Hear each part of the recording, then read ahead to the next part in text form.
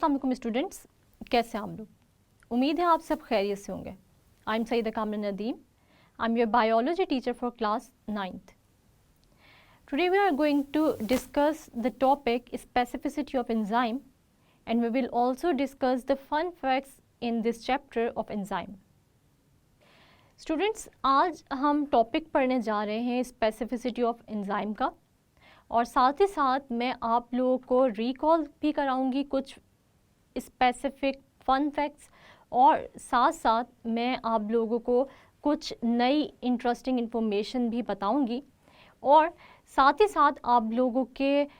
Chapter के अंदर कुछ छोटे छोटे शॉर्ट क्वेश्चंस दिए हुए हैं आप लोगों को, जो कि कॉन्सेप्चुअल क्वेश्चंस हैं और इन क्वेश्चंस के आंसर्स आप लोगों को आने चाहिए। लेकिन इसके लिए आप लोगों को अपना थोड़ा जहन पे ज़ोर डालना पड़ेगा और अपना थोड़ा दिमाग को एक्टिव करना पड़ेगा कि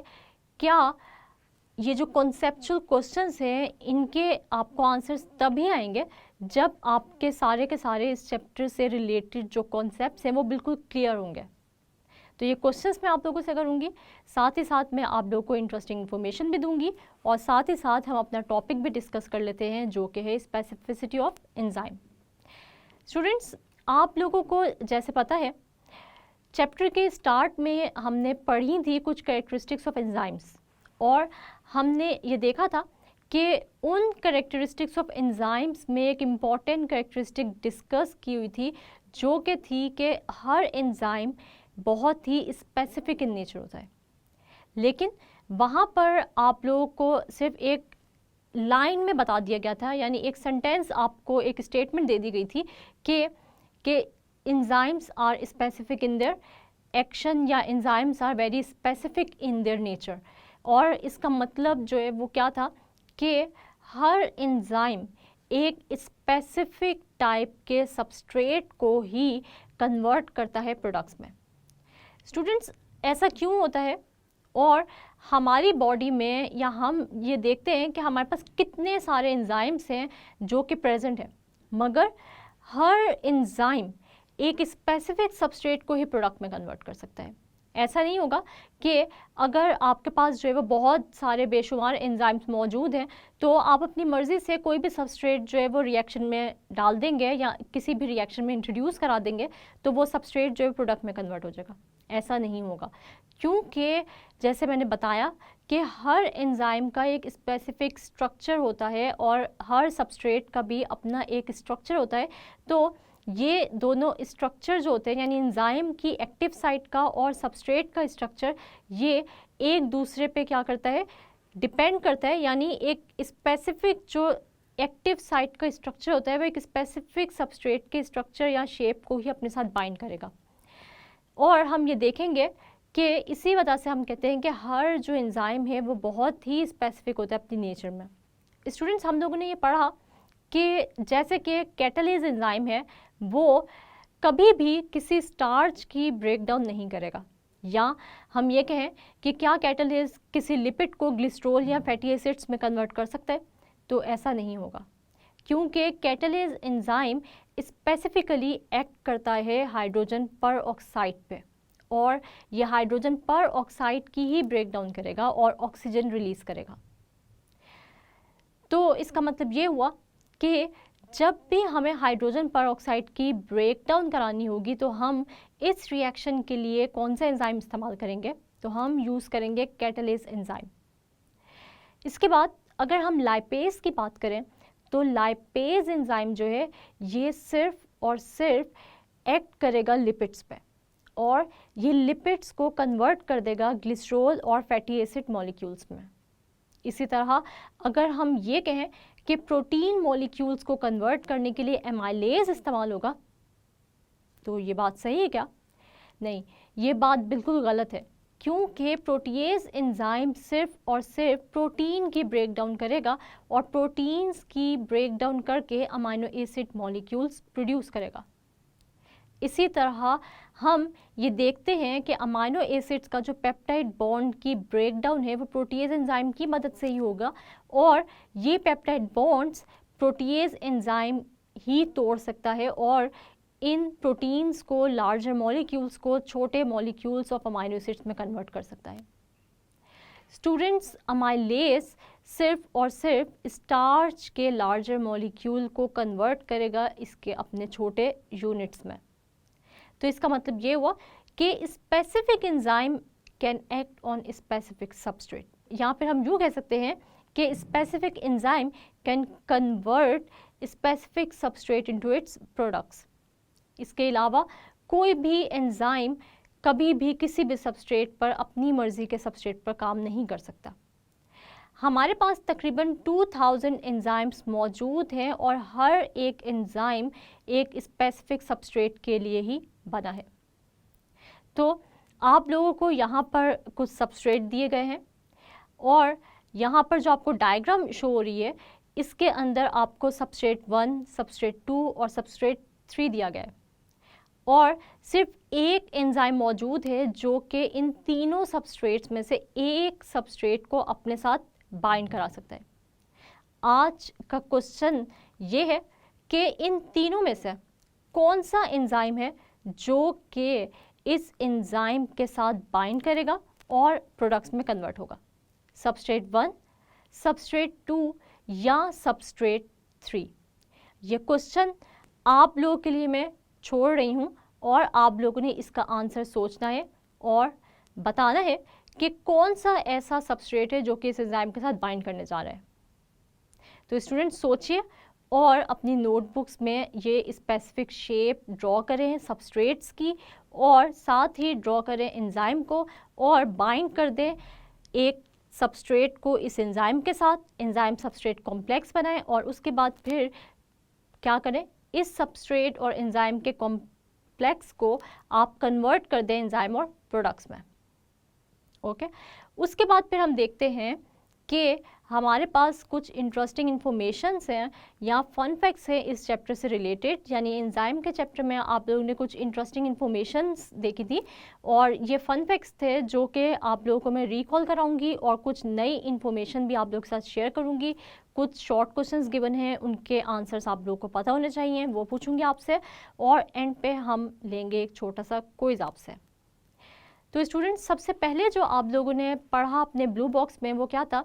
कि आप लोगों के ब्लू बॉक्स में गिवन है कि मेटाबॉलिज्म एक ऐसी टर्म है जो कि ग्रीक वर्ड से ली गई और इसका मतलब क्या था, इस वर्ड का मतलब था चेंज और ये टर्म सबसे पहले इंट्रोड्यूस कराई थी इब्ने नफीस ने। इब्ने नफीस ने ये भी देखा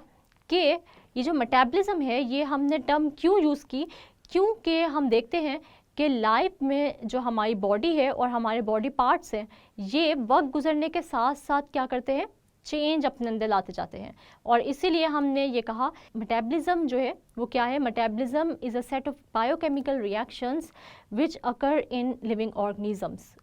टू मेंटेन लाइफ। यानी कोई भी ऐसे लिविंग ऑर्गेनिज्म में जो सेट ऑफ बायोकेमिकल रिएक्शंस होते हैं उनको हम कहते हैं कि ये मेटाबॉलिज्म है और ये जो केमिकल रिएक्शंस का सेट होता है ये ही किसी भी लाइफ को क्या करते हैं, मेंटेन करता है।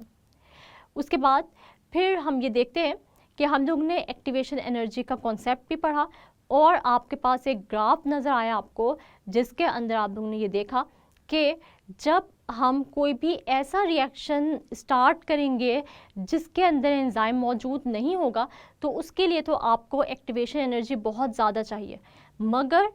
अगर कोई भी एंजाइम कैटेलाइज्ड रिएक्शन होगा तो उसके अंदर एंजाइम जो है वो इस एक्टिवेशन एनर्जी को लो कर देगा। और आपको इस ग्राफ के अंदर नज़र आ रहा है कि एंजाइम कैटेलाइज्ड रिएक्शन में जो एक्टिवेशन एनर्जी है वो लो है और जो आपको अनकैटेलाइज्ड रिएक्शन नज़र आ रहा है उसमें एक्टिवेशन एनर्जी हाई है। इसके बाद आप लोगों के पास दो स्टेटमेंट्स हैं और इन स्टेटमेंट्स के बारे में क्वेश्चन किया गया है कि इन दोनों स्टेटमेंट्स में से कौन सी स्टेटमेंट जो है वो ठीक है। तो हम ये देखते हैं कि पहली स्टेटमेंट क्या है कि ऑल कैटलिस्ट आर एंजाइम्स और दूसरी स्टेटमेंट जो है वो क्या है कि ऑल एंजाइम्स आर कैटलिस्ट। तो इनमें से आपको कौन सी जो स्टेटमेंट है वो ठीक लग रही है कि क्या जितने भी एंजाइम्स होते हैं वो कैटलिस्ट होते हैं, यानी सारे के सारे एंजाइम्स जो हैं वो कैटलिस्ट है, यानी स्पीड अप करते हैं केमिकल रिएक्शन को, या फिर जितने भी कैटलिस्ट हैं वो एंजाइम्स हैं। तो हम ये देखते हैं इनमें से कौन सी स्टेटमेंट ठीक है। वो स्टेटमेंट है कि जितने भी एंजाइम्स होते हैं वो कैटलिस्ट होते हैं और वो स्पीड अप करते हैं केमिकल रिएक्शन को, लेकिन जितने भी कैटलिस्ट हैं उनका ज़रूरी नहीं है कि वो एंजाइम इन नेचर हों।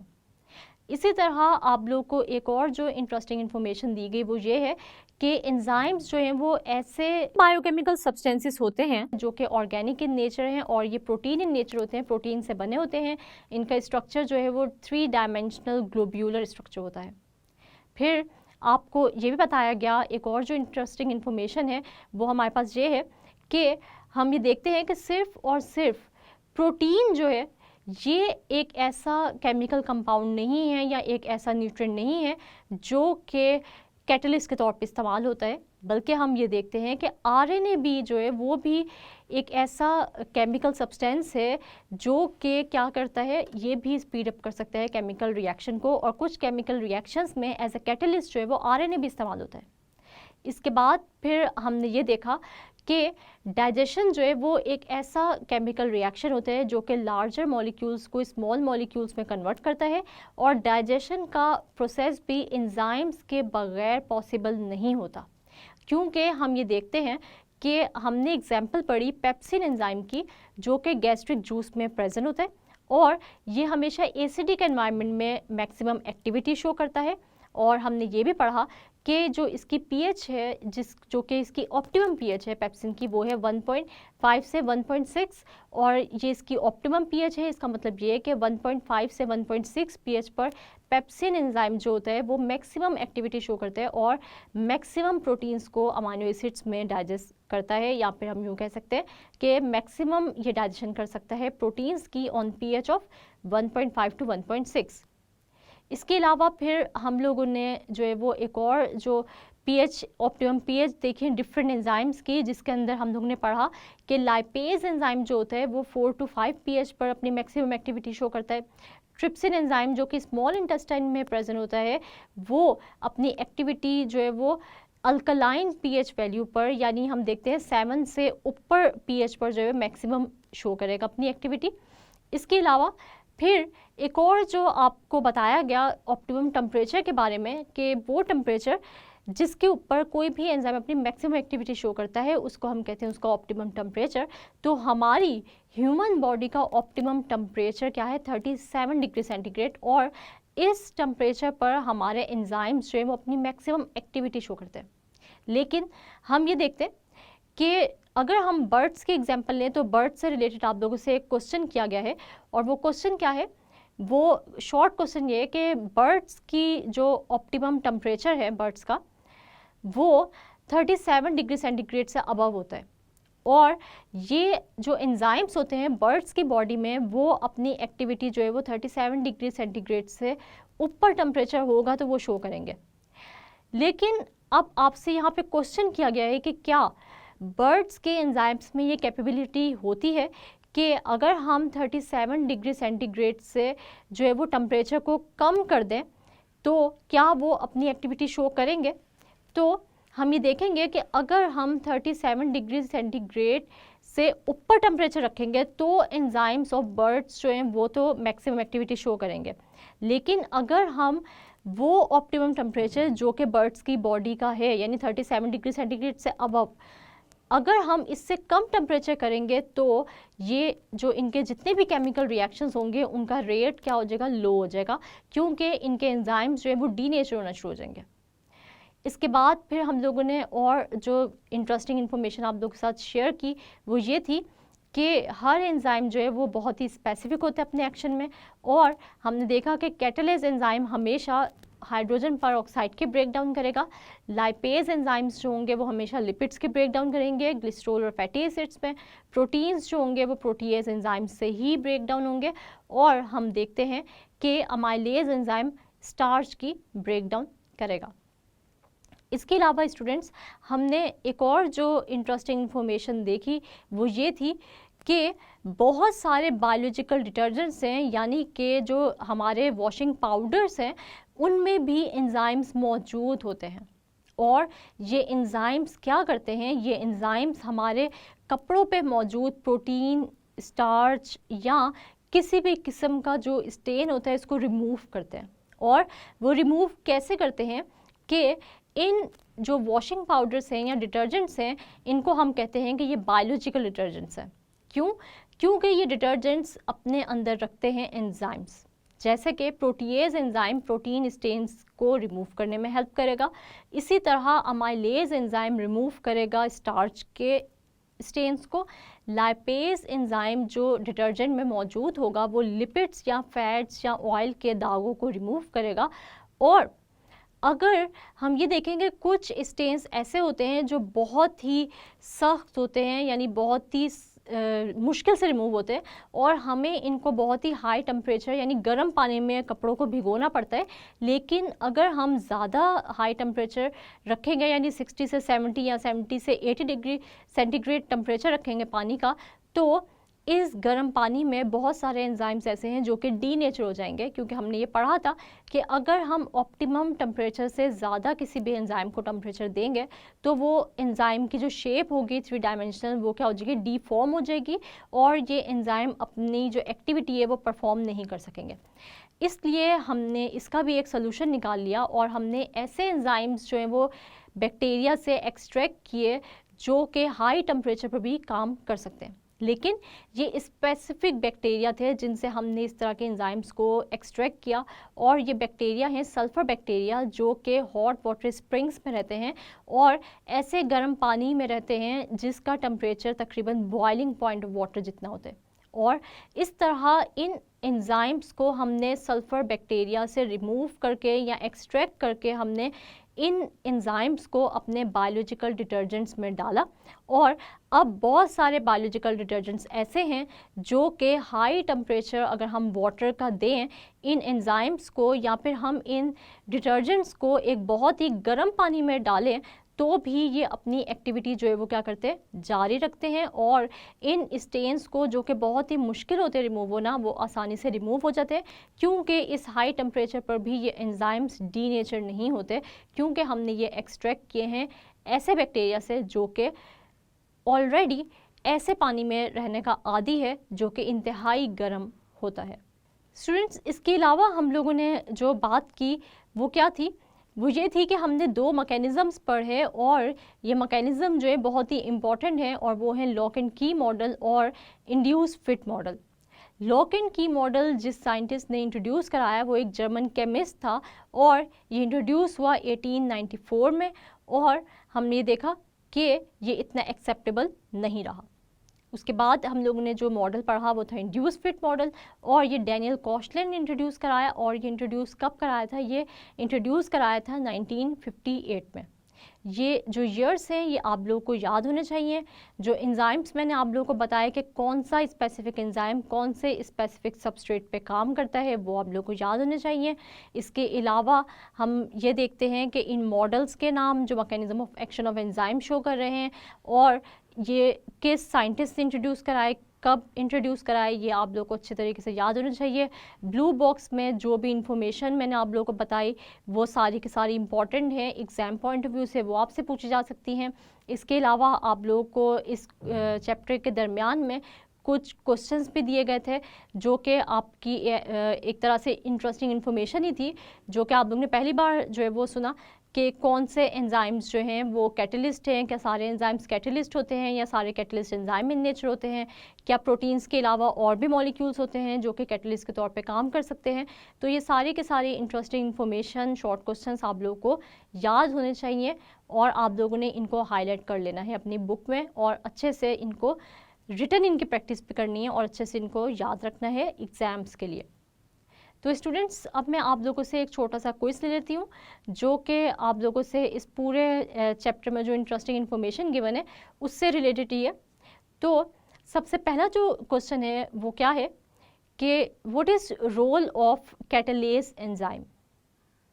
तो स्टूडेंट्स, आप लोगों को ये बात पता है कि कैटालेज एंजाइम हाइड्रोजन पेरोक्साइड की ब्रेक डाउन करता है।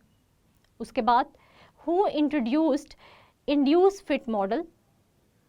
तो ये भी पता है आप लोगों को कि Daniel Koshland introduce induce fit model.